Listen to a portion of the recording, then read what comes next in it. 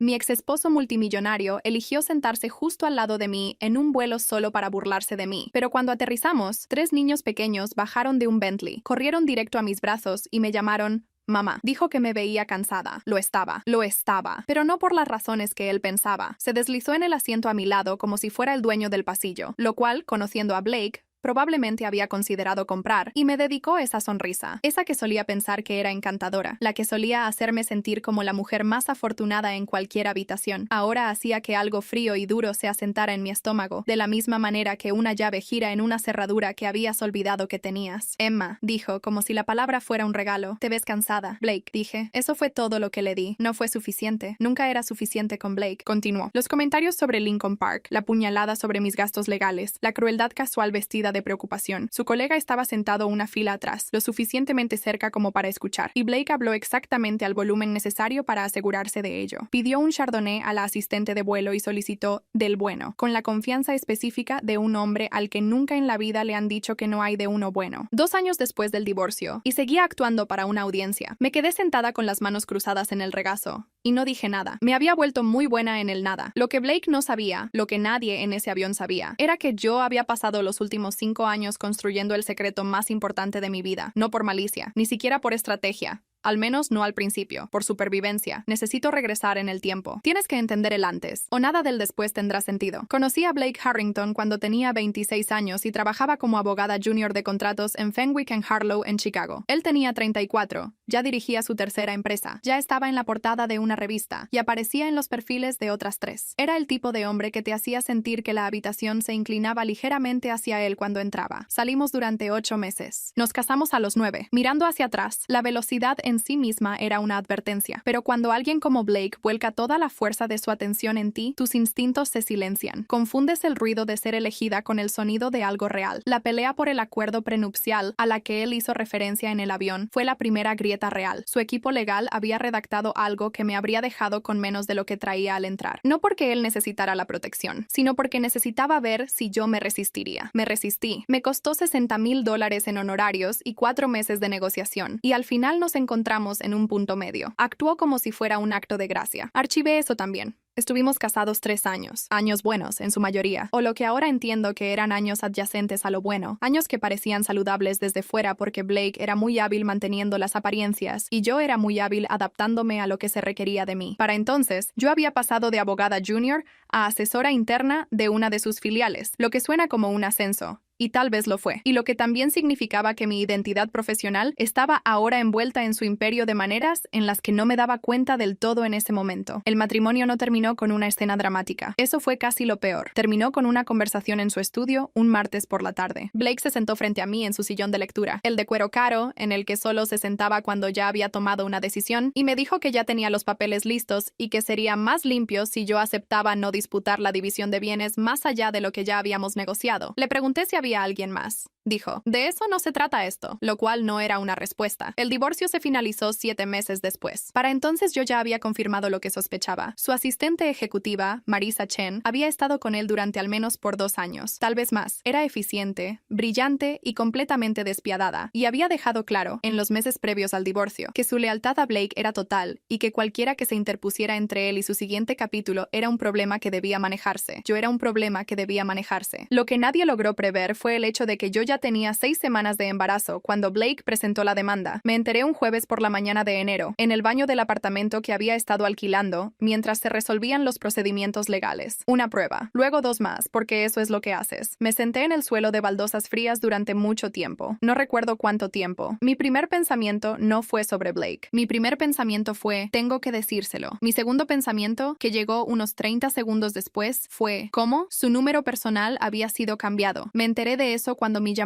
fue directo a una interceptación automática. Su línea de la oficina se desviaba a Marisa. Lo intenté de todos modos. Ella me dijo que el señor Harrington no estaba disponible y me preguntó si quería dejar un mensaje. Es urgente, dije. Por supuesto que lo es, dijo ella, en un tono que dejaba claro que había escuchado esa frase exacta de muchas personas y la encontraba universalmente tediosa. Dejé un mensaje. Él no me devolvió la llamada. Llamé a su abogado, David Park de Holt, Wickham and Park. David fue profesional y educado y me dijo que toda comunicación comunicación entre el señor Harrington y yo debía pasar por los canales correspondientes y que él transmitiría cualquier información relevante. Le dije que estaba embarazada. Hubo una pausa. Luego, señora Harrington, disculpe, señora Caldwell. Le sugeriría que consulte a su propio abogado antes de hacer cualquier revelación de la que no pueda retractarse. Yo había sido abogada de contratos. Conocía el lenguaje legal. Eso no era un consejo. Era una advertencia. Contraté a una nueva abogada, Caroline Vega de Vega Associates, especialista en derecho de familia con 19 años de experiencia y una reputación en los círculos legales de Chicago por ser, en sus propias palabras, una persona muy agradable de tener de tu lado y una muy desagradable de tener en contra. Era directa y competente, y había visto variantes de esta situación las suficientes veces como para no inmutarse cuando se la expuse. Tienes derecho a informarle, me dijo. Que reciba esa información es otra cuestión. Enviamos una carta formal a la oficina de David Park. Correo certificado, con acuse de recibo. Detallaba mi embarazo, la línea de tiempo aproximada de la concepción, que caía perfectamente dentro del matrimonio, y solicitaba confirmación de recepción. La carta fue devuelta, no rechazada, no rehusada. Devuelta con una nota que indicaba que David Park ya no representaba al señor Harrington en asuntos relacionados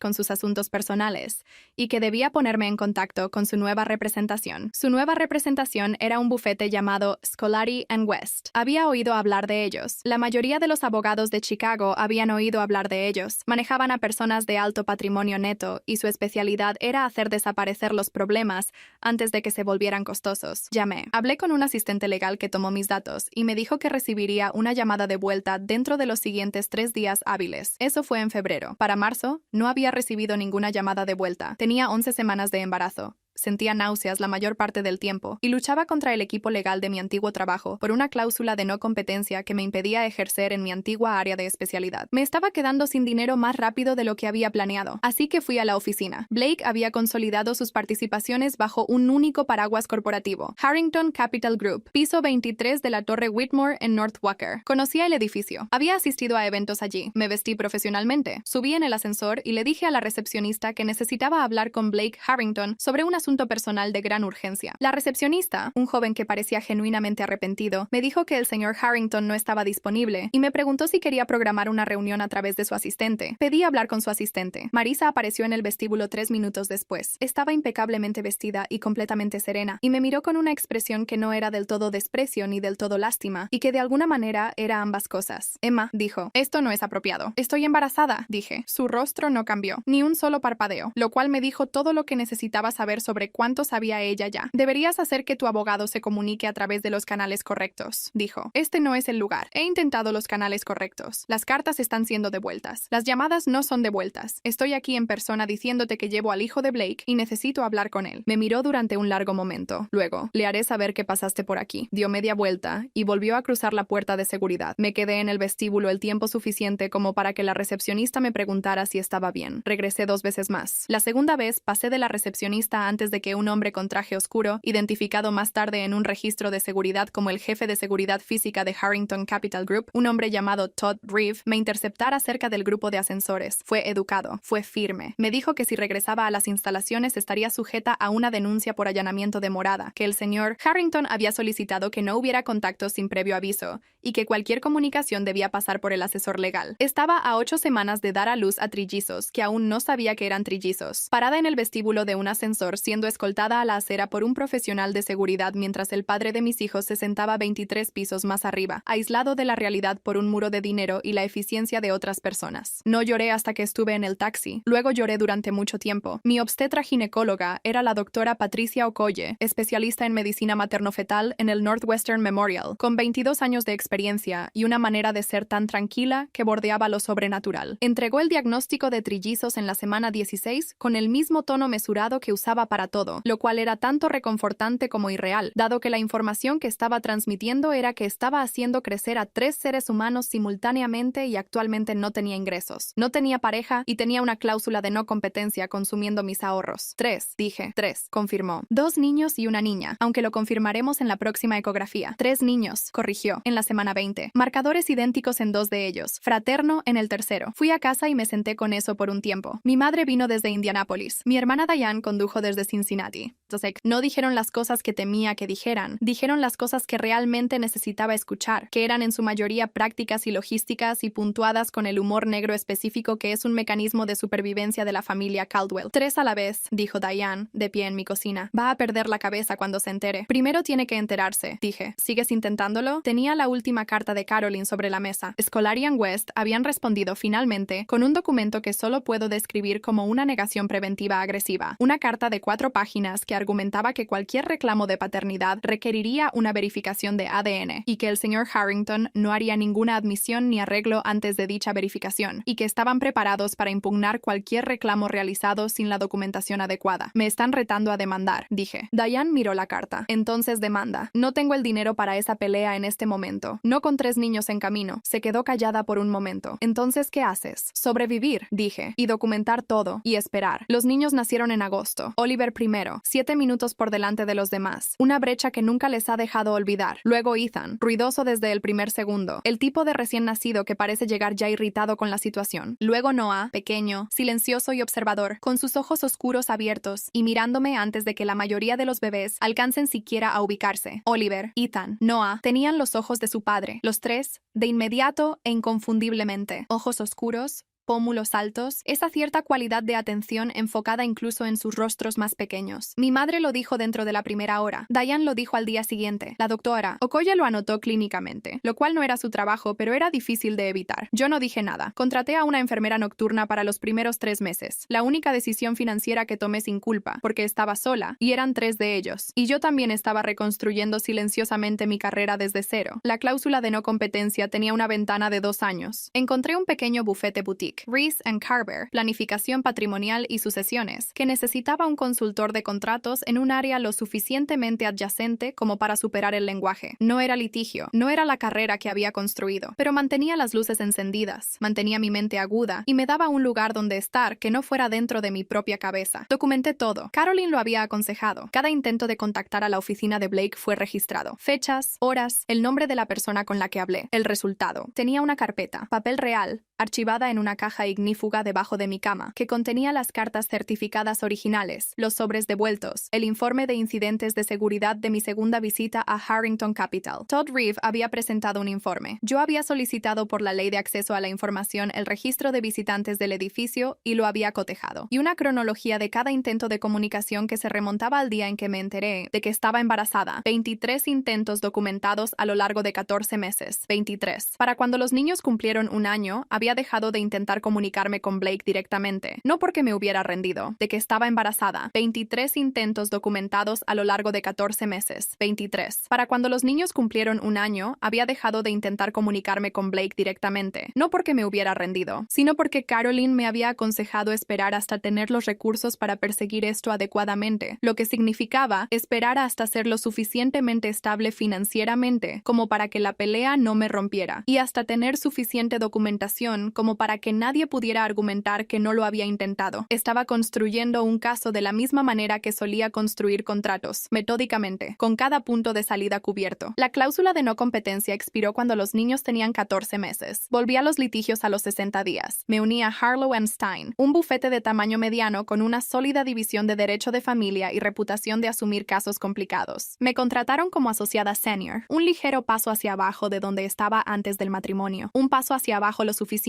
como para que doliera, y me entregué a ello con la intensidad específica de una persona que ha estado esperando mucho tiempo para volver a ser útil. Llegué a ser socia en 18 meses. Esa no es la historia que estoy contando, pero quiero que sepas que sucedió, porque importa para el resto. Para entonces, había contratado discretamente al Dr. Marcus Reed, analista financiero forense, anteriormente en el IRS, ahora en la práctica privada, para realizar una evaluación preliminar de cómo podría ser un reclamo de paternidad y manutención infantil contra Blake Harrington. Marcus era metódico y caro, y valía absolutamente la pena. Su informe inicial tenía 47 páginas. El resumen: la riqueza pública de Blake Harrington estaba en el rango de 400 a 600 millones de dólares. Su patrimonio neto real Teniendo en cuenta las estructuras que Marcus había podido identificar a través de las presentaciones públicas, era probablemente de 1,2 a 1,8 mil millones de dólares. Una cifra de manutención infantil, determinada por un tribunal para trillizos, incluso teniendo en cuenta los argumentos de sus abogados, para una modificación a la baja, sería significativa. Define significativa, dije. 8 cifras al año, dijo Marcus. Potencialmente. Me senté con eso por un momento. No hago esto por dinero, dije. Lo sé, dijo Marcus. Pero ayuda a saber cómo se ve el dinero. Tenía razón. Así era. Para cuando los niños tenían 3 años, tenía listo un paquete legal completo. Demanda de paternidad, documentación completa de los intentos de contacto, el informe del incidente de seguridad, las cartas de vueltas, declaraciones juradas de Caroline Vega y de un notificador que había intentado entregar la notificación en la dirección residencial de Blake y había sido rechazado por otro empleado de Harrington. Tenía una declaración jurada de la doctora Okoye con respecto a la línea de tiempo de la concepción y un análisis preliminar de ADN. El ADN de los niños estaba archivado en Northwestern desde su nacimiento. Se podría obligar a realizar un análisis comparativo una vez que tuviéramos la muestra de Blake. Había estado construyendo esto durante 3 años. Estaba lista para presentar la demanda. Y entonces Blake presentó algo primero. Fue una demanda por difamación. Sus abogados, Jano Scolari & West, había pasado a Kellerman & Moss, un bufete con alcance nacional y especialidad en difamación. Presentaron una demanda contra una periodista financiera llamada Claire Holloway, que había estado trabajando en un perfil sobre la reciente adquisición por parte de Blake de una empresa de distribución farmacéutica. Claire, en el curso de sus reportajes, se había puesto en contacto con un ex empleado de Harrington Capital, que había mencionado, entre otras cosas, que la asistente ejecutiva de Blake tenía una cantidad inusual de influencia sobre sus asuntos legales personales. Era un hilo, ni siquiera un hilo, una fibra suelta, pero las demandas por difamación contra periodistas hacen algo útil si eres el sujeto del periodista. Abren la etapa de presentación de pruebas. La abogada de Claire, una mujer llamada Renata Espinosa, que había pasado 15 años en el derecho del periodismo de investigación y era conocida por ser muy buena convirtiendo la agresión de otras personas en su propia ventaja, inmediatamente presentó contrademandas y comenzó a preparar una respuesta. Renata encontró a Caroline Vega. Caroline, con mi permiso, compartió la documentación que yo había reunido. Recibí una llamada de Renata Espinosa un miércoles por la mañana de octubre. Se presentó, me explicó cómo había llegado a mi nombre y me preguntó si estaría dispuesta a hablar con ella. ¿Sobre qué, específicamente? Pregunté. Sobre Marisa Chen, dijo, y lo que pudo haber hecho con documentos dirigidos a Blake Harrington durante un periodo de aproximadamente 2 años. Me quedé callada por un momento. ¿Cuánto sabes ya? Dije. Lo suficiente como para estar preguntando, dijo. No lo suficiente como para probarlo. Todavía. Nos reunimos la semana siguiente en su oficina. Llevé el expediente, todo el asunto, cada carta, cada registro, el informe de seguridad, las declaraciones juradas. Lo revisó con la atención de alguien que ha pasado su carrera leyendo documentos y sabía exactamente lo que estaba mirando. Cuando llegó a las cartas certificadas de vueltas, las que tenían la anotación que indicaba dirección de reenvío incorrecta, se detuvo. Estas fueron enviadas a su abogado registrado, dijo. Sí, quien había sido reemplazado sin notificártelo. Sí, lo cual es un problema de conducta profesional. Caroline lo señaló en su momento. Y estas, señaló el segundo lote, a Scolari & West. Sí, quienes respondieron con la carta de negación de paternidad. Sí, dejó la carpeta a un lado. Emma, ¿sabes cuál es el historial de Marisa Chen antes de Harrington Capital? No lo sabía. Tiene un doctorado en Derecho, dijo Renata. Nunca ejerció, pero tiene el título. Y trabajó durante 2 años en un bufete llamado Prescott & Ames, antes de unirse a Harrington Capital. Reconocí el nombre. Un bufete pequeño, principalmente trabajo regulatorio. Prescott & Ames también hacía trabajos ocasionales para Scolari & West, dijo Renata. Excedentes, bajo contrato. La habitación estaba muy silenciosa. Ella sabía cómo desviar las cosas, dije. Sabía exactamente cómo desviar las cosas, dijo Renata. La cuestión es probarlo. La prueba vino de un lugar que nadie esperaba. Uno de los ex miembros del personal de TI de Harrington Capital, un hombre llamado Derek Chung, que había dejado la empresa 18 meses antes y que, según la investigación de Renata, vivía en Austin y trabajaba para una startup tecnológica, había conservado como parte de una renovación de hardware de rutina la imagen de un servidor que se suponía debía ser borrado. Práctica estándar, dijo. Su copia de seguridad personal de una copia de seguridad, un hábito de su trabajo anterior. Esa imagen de servidor contenía archivos de correo electrónico de una cuenta administrativa compartida, que Marisa había utilizado como centro para todo el desvío de la correspondencia legal personal de Blake. En esos archivos estaban mis cartas, no las originales. Esas habían sido devueltas, copias escaneadas, con las notas de desvío de Marisa adjuntas. No reenviar. Archivar bajo. Esposa anterior. Asuntos heredados. No señalará la atención de B sin mi revisión. Con fecha de febrero, hace 2 años.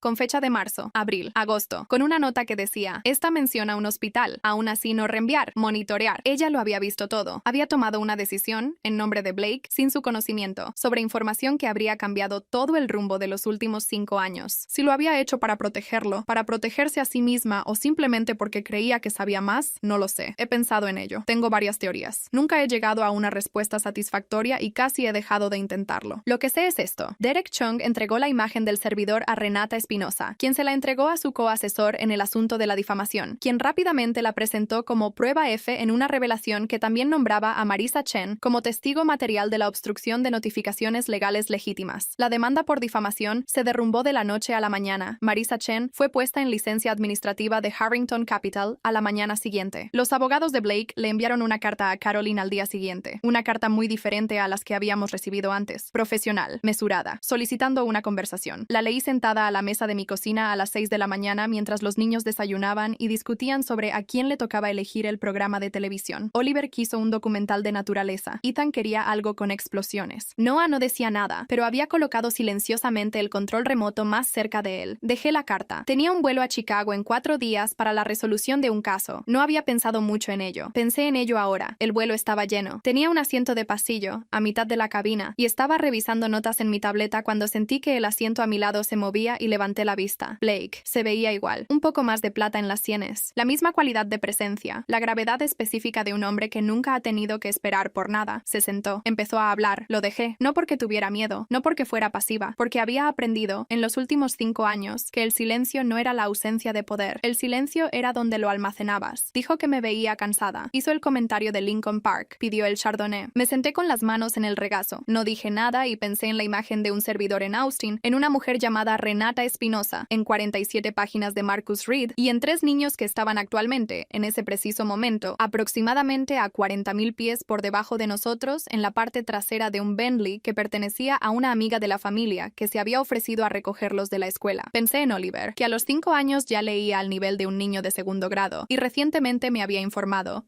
con su voz más seria, que pensaba que la injusticia era la peor cosa del mundo. Pensé en Ethan, que era ruidoso, inquieto y lleno de alegría, que cantaba para sí mismo constantemente y recientemente había decidido que su futura carrera sería una persona que ayuda a las cosas. Pensé en Noah, que decía muy poco y lo veía todo. No dije nada en ese avión. Y vi a Blake actuar para su colega, pedir su vino y mirarme como si yo fuera un mueble. Y pensé, no tiene idea de lo que le espera en la puerta de embarque. Aterrizamos en O'Hare a las 4:47 p.m. de un martes de noviembre. Blake se levantó primero. Tiró de su equipaje de mano lentamente, deliberadamente, llenando el pasillo, haciéndome esperar. Me miró hacia atrás una vez con esa marca particular de desinterés que es su propio tipo de desprecio. Lo dejé caminar adelante. Siempre lo hacía. La terminal estaba abarrotada. Noviembre en O'Hare siempre está abarrotado. Vuelos de conexión retrasados, viajeros de vacaciones, la energía específica y agotada de las personas que casi están en un lugar donde quieren estar. Me movía a mi propio ritmo. Sabía a dónde iba. Fuera de la terminal, en la acera, un Bentley negro estaba encendido al ralentí en el carril de recogida. Pertenecía a mi colega Judith Reyes, socia principal de Harlow & Stein, algo así como la madrina de mis hijos, que había insistido en recogerlos ella misma de la escuela hoy porque tenía un regalo para el cumpleaños de Noah y le gustaba conducir. La puerta trasera se abrió antes de que yo hubiera cruzado por completo las puertas de cristal. 3 niños pequeños salieron disparados del asiento trasero. Oliver primero, siempre primero, corriendo con los brazos ya abiertos, ese compromiso corporal específico de un niño que está absolutamente seguro de a dónde va. Luego Ethan, ruidoso, atolondrado, casi haciéndome perder el equilibrio con la fuerza de su llegada. Luego Noah, silencioso, preciso, envolviendo ambos brazos alrededor de mi cintura y presionando su rostro contra mi abrigo como si estuviera comprobando que yo era real. Mamá, dijo Oliver, apartándose ya para mirarme a la cara. Mamá, hoy aprendimos sobre las placas tectónicas. ¿Sabías que se mueven como realmente lento? Como súper lento. Lo sabía, dije. Voy a ser geólogo, dijo. La semana pasada ibas a ser juez, dije. Un juez geólogo, dijo, y volvió a intentar tomar mi bolso. Detrás de mí escuché que unos pasos se detenían. Lo supe sin darme la vuelta. Mantuve mis brazos alrededor de los niños. Dejé pasar 10 segundos completos. Luego escuché la voz de Blake. Emma, bajo, casi un susurro. Me di la vuelta. Su rostro se había vuelto blanco de una manera que nunca antes había visto. No era ira, no era vergüenza, sino algo debajo de esas cosas. Una desorientación fundamental, como un hombre que ha mirado hacia abajo y ha descubierto que el suelo está más lejos de lo que pensaba. Estaba mirando a Oliver, luego a Ethan, luego a Noah, luego de vuelta a mí. Oliver, que lo ve todo y lo archiva para su análisis, Me tiró de la manga. «Mamá», dijo en voz baja. «Hay un hombre mirándonos». Blake dio un paso adelante. Un paso. Luego se detuvo. Ethan inclinó la cabeza con la curiosidad particular de un niño que aún no ha aprendido a fingir que no está mirando. «Se parece a nosotros, mamá». La observación más simple del mundo. La más devastadora. La boca de Blake se abrió. No salió nada. Me miró. Su voz... Cuando la encontró, estaba despojada de todo. La actuación, el chardonnay, el colega, la sonrisa de suficiencia, el traje caro. Solo un hombre parado en una acera en noviembre, haciendo matemáticas que no quería terminar. ¿Qué edad tienen? Yo no dije nada. Oliver respondió. Por supuesto que lo hizo. Tenemos 5 años. Yo nací 7 minutos primero. Se detuvo, mirando a Blake con la evaluación tranquila de alguien que evalúa una variable. La mayoría de la gente no puede distinguirnos, pero yo soy el más alto. Blake cerró los ojos. 5 años. Lo vi hacer la aritmética. Yo misma lo había hecho 1000 veces, imaginando exactamente esto, exactamente su rostro, la forma específica en que cambiaría cuando el número cayera. Había ensayado esta escena en mi cabeza tantas veces que pensaba que sabía lo que se sentiría. Estaba equivocada. Fue peor de lo que esperaba, y fue mejor. Cuando abrió los ojos estaban húmedos. Blake Harrington, que se había sentado en un sillón de cuero un martes por la tarde y me había entregado los papeles del divorcio con la actitud de un hombre que programa una reunión, estaba parado en una acera frente a sus hijos por primera vez en sus vidas y tenía los ojos húmedos. «Trillizos», dijo. Su voz se quebró en la segunda sílaba. Judith salió del lado del conductor y se quedó en silencio cerca de la parte delantera del auto. Había escuchado suficiente. Orcio, con la actitud de un hombre que programa una reunión, estaba parado en una acera frente a sus hijos por primera vez en sus vidas y tenía los ojos húmedos. «Trillizos», dijo. Su voz se quebró en la segunda sílaba. Judith salió del lado del conductor y se quedó en silencio cerca de la parte delantera del auto. Había escuchado suficiente. No iba a ninguna parte. Blake dio un paso hacia mí. «¿Por qué no me lo dijiste?»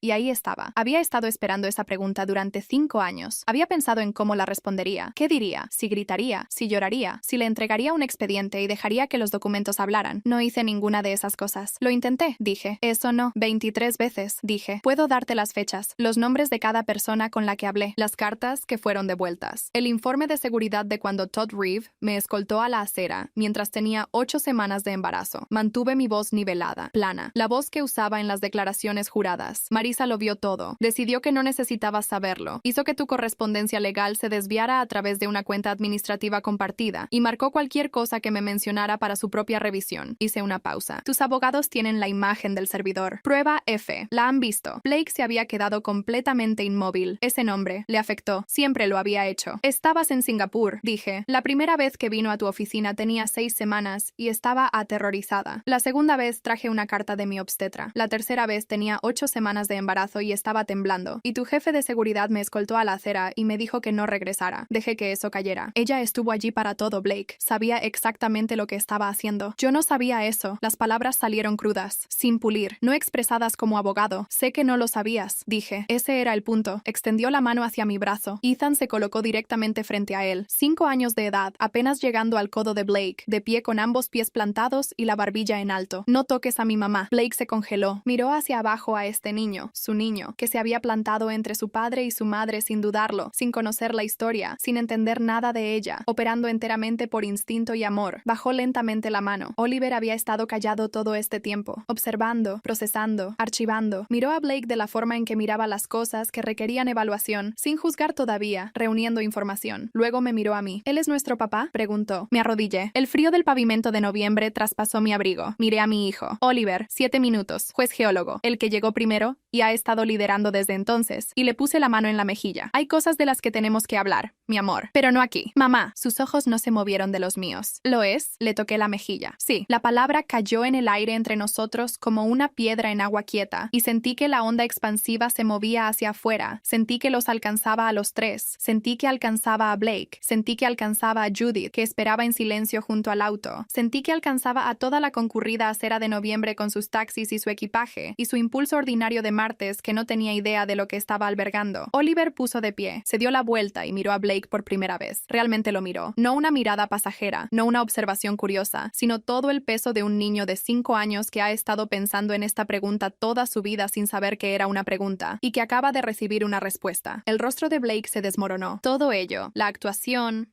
el poder, el afecto controlado, todo lo que Blake Harrington había construido a lo largo de 40 años de ser la persona más inteligente en cada habitación, se desmoronó, justo ahí, en la acera, frente a sus hijos, frente a Judith, frente a mí. Abrió la boca. Oliver habló primero. ¿Nos estabas buscando?, preguntó. La pregunta fue simple, genuina, sin acusación, solo un niño preguntando si su padre lo había querido. A Blake se le cortó la respiración. No sabía que existían, dijo, y su voz se quebró tanto en la última palabra que apenas logró salir. Oliver consideró esto. Asintió lentamente, de la forma en que asentía cuando aceptaba un hecho que requería un ajuste, pero no iba a combatirlo. Está bien, dijo. Luego, ¿quieres saber nuestros nombres? La mano de Blake subió a su boca. Oliver, dijo mi hijo, señalándose a sí mismo. Luego a Ethan. Ese es Ethan. Es ruidoso pero es bueno. Luego a Noah, que seguía presionado contra mi costado. Ese es Noah. No habla mucho pero piensa mucho. Como yo. Blake bajó la mano. Sus ojos estaban llenos. Soy Blake, dijo. Lo sabemos, dijo Oliver. Mamá dijo tu nombre una vez, por teléfono. Hizo una pausa. Pensó que estábamos dormidos. 5 años. Blake me miró por encima de la cabeza de Oliver, y en su expresión estaba cada conversación que estábamos a punto de tener.